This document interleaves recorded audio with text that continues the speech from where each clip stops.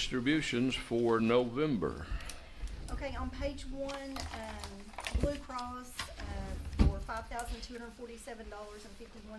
That's our dental, vision, and life for all the employees. TCRS on that same page, $33,212.74. That's the employee and employer portion of our retirement. Beneath that, Bradley's Pit Barbecue, $575. That was the Thanksgiving lunch for the Main Street meeting. And below that, the November gas billing. That's actually October's gas purchases that are paid in November, $10,787.23. That includes the school portion that they reimburse us for. On the next page, our Cigna is $62,211.99. That again is the employee and employer portion of our health insurance. Further down that page, Laser Technology, $14,527.60. That is the railroad police grant, something that was purchased for that. There's no match. That's 100% paid by the railroad. Main Street Studio Architects, $71,500. That is for work on the community center. Nightlight Displays, $13,257. That's bulbs and new light displays that we purchase. And below that, Norfolk Southern, $11,656.27. That's the lease for the marketplace property.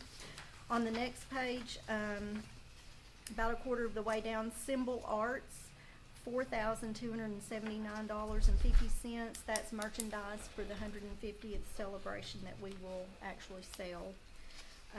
And on that page, Trucker's Lighthouse, $17,312.83. That is to outfit some police trucks. On the next page, about midway down, East Tennessee Security Systems. That is for $6,000. That's duck park cameras. Below that, Tennessee Auto Graphics for $4,505. That's some striping on police SUVs. And down below that, East Tennessee Development District, $6,000. That's a project management fee for the LPRF grant. In State Street Aid, we paid Cannon & Cannon $4,600. That's engineering fees for the TAP project.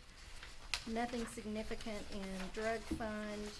In the tourism fund, we paid $3,712.85 on the credit card, and that was for purchases for our Halloween festival and for Josh to go to the Rural Tourism Conference and Haley to go to the Governor's Conference. And down below that, we paid Monroe County Government $2,762, and that is for an ad in the Tennessee Tourism Guide. We have the library fund in here. Tanya can answer questions about that if you have any. Fund 126, the LEA fund, we paid Peterman Productions $6,799.85. That is youth t-shirts to promote drug awareness. Solid Waste Fund, we paid WCI, which is our trash contractor, $25,649.08. That's our monthly trash fee. And that's all I have. Okay, thank you, Sonia.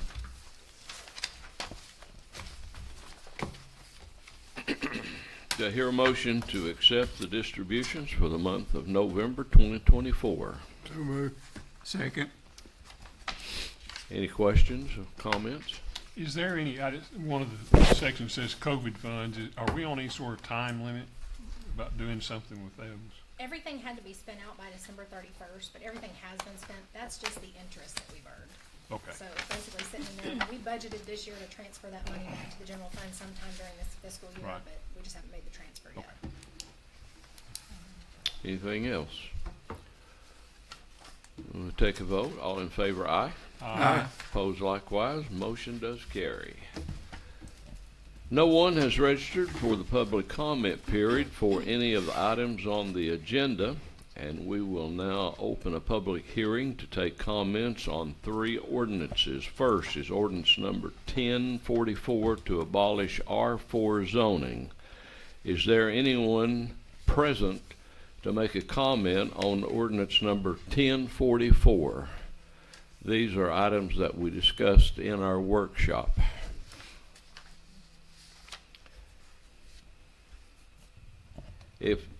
Is anyone present to make comment on ordinance number 1046? This is to close East Mill Street.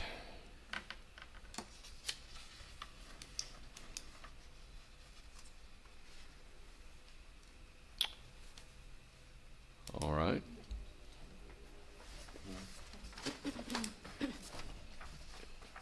We have ordinance number 1045. Ordinance number 1045 to amend Title 11 Municipal Offensive Chapter 3.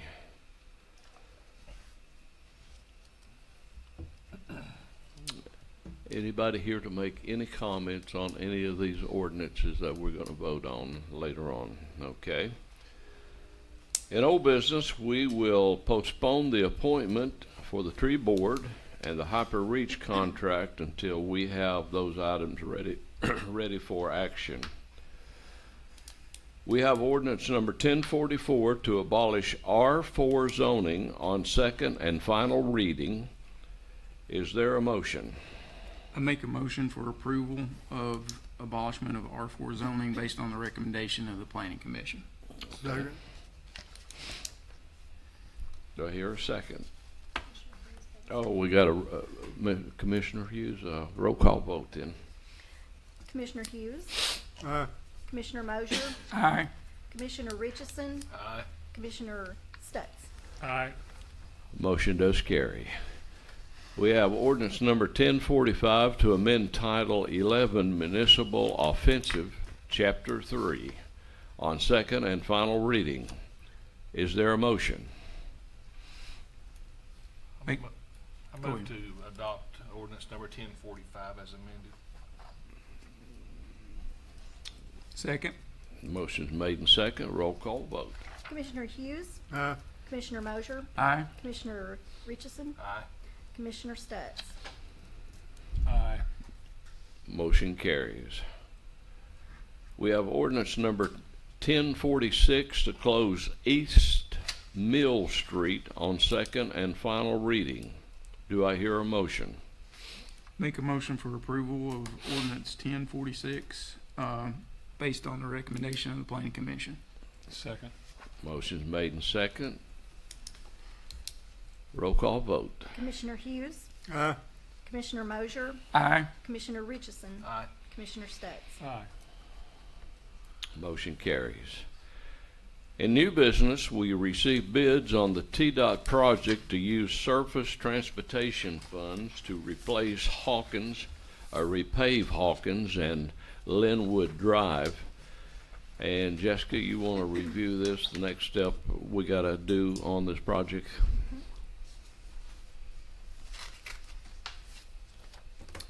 So we have Surface Transportation Fund grant for the repaving of Hawkins and Linwood Road. That was one of the streets that was eligible to use that state street aid funding to repave.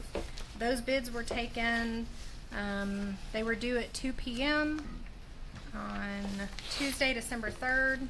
We had bids received from APAC Harrison out of Knoxville, Duracap Asphalt, Rogers Group. Those bidders were all in attendance. We also received a bid from PRI of East Tennessee, who is not in attendance. Cannon & Cannon is our consultant on this project, and they opened the bids, and the apparent low bidder was APAC Harrison, and that bid information's in your packet. It was $248,555.05. On STP funding, we pay a 20% match, and the state covers 80% using those STP funds. We are paying that 20% match out of state street aid money. It is budgeted So the apparent low bidder, we sent that into TDOT for concurrence, and I've included the email back from TDOT where they did concur that they met all the bid specs that they had to meet, and they concur that APAC Harrison's the low bid.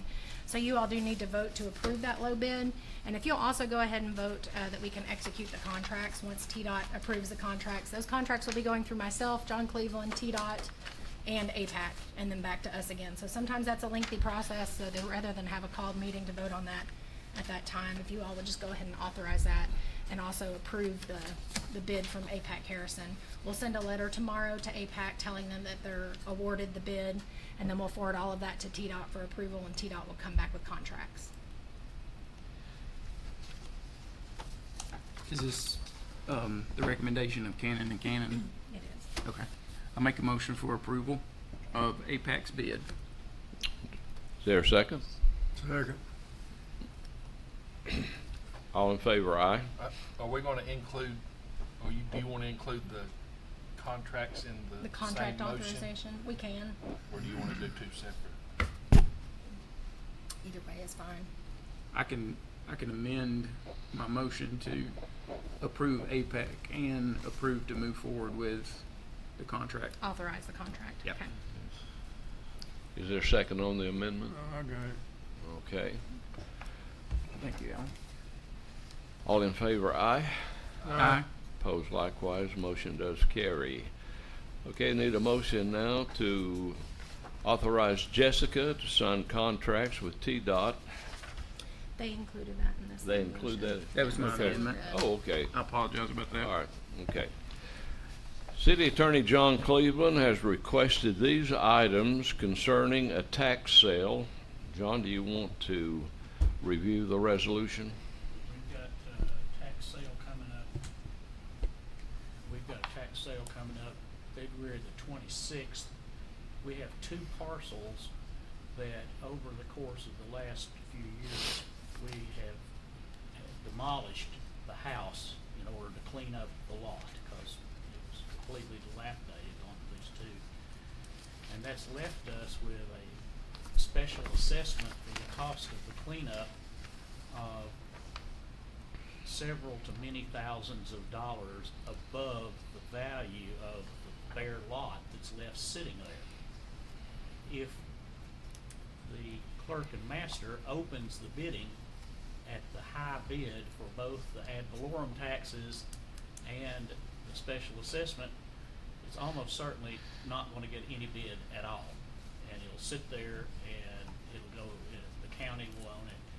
It won't, nobody will buy it. We won't be collecting any taxes from it. So what these resolutions do is authorize the clerk and master to open the bidding for what the ad valorem taxes are alone. You can't open it less than that. It keeps our place in line for our special assessment if it brings more than that opening bid, and it might, because anybody who's been to an auction knows that nothing gets the bidding going like to have an opening bid and get started. It's not likely we'd ever collect all of our special assessment, but we're more likely to get it this way than if it's opened. And the court will not open it that, well, the clerk of master won't open it at that lower bid unless the court orders her to, and the court won't order her to unless you all authorize that by this resolution. Okay. All right. Any questions? John? All right, all in favor? You need a Oh, I motion. need a motion. I make a motion for, resolution regarding tax sale. Second. Motion made and second. Any more discussion? All in favor, aye. Aye. Opposed likewise, motion does carry. We have an update from Jessica on the 150th year celebration of the City of Sweetwater. You want to go over that, Jess? Sure. So Thursday is our first event. It's the candlelight service. It'll be at the depot downtown at 6 o'clock. Everyone's invited to attend that. It's going to be cold, but hopefully it'll still be dry. The Sweetwater Elementary School students are going to be singing a song called Sweetwater during that event. And we'll be introducing the 150th committee and all the different events that we have going on through the year. We promised to keep it short and sweet. This is kind of the kickoff event, telling everybody we've been incorporated as a city for 150 years. We'll have some light refreshments and just enjoy opening that up and talking a little bit about our history. I think Larry Anderson's going to share a story with us. It won't be 18 degrees. Anyway, Depot, 6 o'clock Thursday night. There's also a concert in February. There's listings on Sweetwater150tn.com if you want to see all of the events throughout the year. There's an indoor concert in February at Sweetwater Elementary School. The billboard out on Highway 68 has been put up. If you've driven by that, it's next to the Huddle House. We're selling commemorative photo books. They are pre-sold for $35. We're closing pre-sales on those in a couple of weeks. We'll print and publish those books, and they should be ready sometime in March. Those have sold very well. People are very excited about those. We're also selling mugs, coins, commemorative coins that are numbered, pre-numbered, T-shirts. East Tennessee Foundation has given us a $10,000 grant for a mural to commemorate the 150th celebration. So we'll be working with Josh and the Junior Main Street Board in January and February to help create a design for that mural. We've already released the first video. There'll be one video every month that's posted to the City of Sweetwater YouTube channel, and it'll be about a different topic in Sweetwater history. So the one this month that was released was about the Lost Sea, and Larry Anderson interviewed Lisa McClung about that. It's a neat video. You guys can go see that. We also shared it on the Sweetwater Merchants and Property Owners Facebook page. So one a month will be released of those videos. We have Founders Day in April, which we're very excited about. That'll be kind of like a mini festival downtown. Brenda Bryan is hosting a fashion show, showing fashion through the ages. There'll be different activities. The high school students are going to help us with some costume activities, and we're going to be doing a tour of all the different historic properties in the downtown area. We are going to have to hire the carnival for the fair. So it's pretty expensive to hire the carnival. They would normally make around $35,000, so whatever they don't make of that $35,000, we will be making up the difference for in order to get them to come for a one-time event, because that's unusual. Usually they're coming for a festival that they're going to have for year after year after year. So to get them to come for a one-time event is a little different. So we've hired them to come during the fair in September and have promised that we'll make up the difference if they don't actually make the $35,000. To help offset that, we've taken sponsorships. I just wanted to tell everybody who the sponsors were. Scott's Tots, Realty Executives on Main, Jinx Concrete, Body Balance Massage, Volunteer Federal, Sweetwater Valley Oil, Red Stag Fulfillment, Subway Restaurant, Coquita Restaurant, Master Melt, Noverhead, VD Inc., and the Art Fund of East Tennessee Foundation. And they've donated right at $27,000 so far. So, of course, the city budget authorized money for the 150th celebration. We'll have our last event, the closing candlelight service, on December 8th, 2025, December 8th, and that will be the actual day that the city was incorporated 150 years ago. Just this week, we got the delivery of our quilt. That is a handmade 150th celebration quilt for Sweetwater, so we hired someone to do the quilt after we're done with the celebration. It'll make its appearance at all the events, and then we'll hang it in the Sweetwater Heritage Museum afterwards. The little sheet on the top, the quilt maker detailed all of the different squares and what they mean, and they're supposed to be historically accurate to late 1800s. So that's kind of an interesting piece. Josh is very happy. It's got the duck park on there, the gazebo, the 150th logo, that kind of thing. So that's an update on the 150th, and we hope that you all are all able to make it on Thursday night. Okay. Sounds like we got a big year ahead of us. Gonna be cold Thursday night, though. Mayor John, you'll just have to make up a story. Oh, be ready, John. We'll call on you. All right. Information on TDOT construction easement to widen the bridge. Is that the one out on? This project is on down South here. Main Street, Yeah. yeah. Kind of in front of where Dr. Harvey's office used to be in that section. This is a TDOT project. The city is not in charge of that project. The city is not bidding that project. None of this has to do with the city. The only reason I put this on the agenda was to let you all know that I had executed a construction easement for TDOT. John Cleveland had reviewed it. They came in and got signatures a couple of weeks ago. This is a temporary construction easement that gives them the right to access our property during construction only, and then it goes back to being under the deed of the city. So it's a temporary construction easement. They did pay $1,300, which they have never done before. This is a new, this is how they're handling construction easements. There's been times in the past where if you demanded pay, that they would pay you for a temporary construction easement, but typically that was only done on permanent deeds. But we did have that. It was $1,300. These are the properties that we acquired from the county through a tax no sale. So these are those lots kind of in behind where the old fruit market used to be, in that area, that we now own. So TDOT paid us $1,300 to park equipment there or get on there during construction, and then it'll revert back to being under the City of Sweetwater. So I just want to let you know that we had executed those easements. It'll probably be done in about 25, 30 years. Maybe 40. I think Highway 322 is going on its 52nd year. Jim, is that about right? About right. About 52 years they've been planning 322. Okay. We had a citizen to come call me and call Jessica. We've been talking to him. Her brother was the late Charles Pruitt. Many of you may know her brother and his brother, Gerald Pruitt, that used to be a mechanic some time ago. Gerald, I think, worked at the Goodyear store and might have worked at Ben Jernigan Chevrolet, well known.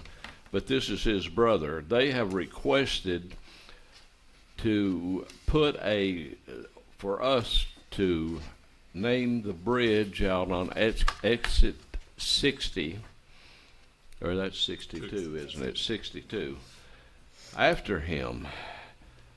And I'll read the resolution, and I've talked to the VFW and I've talked to the American Legion. He was instrumental in, when the VFW burnt down, of having it built back. He was commander up there.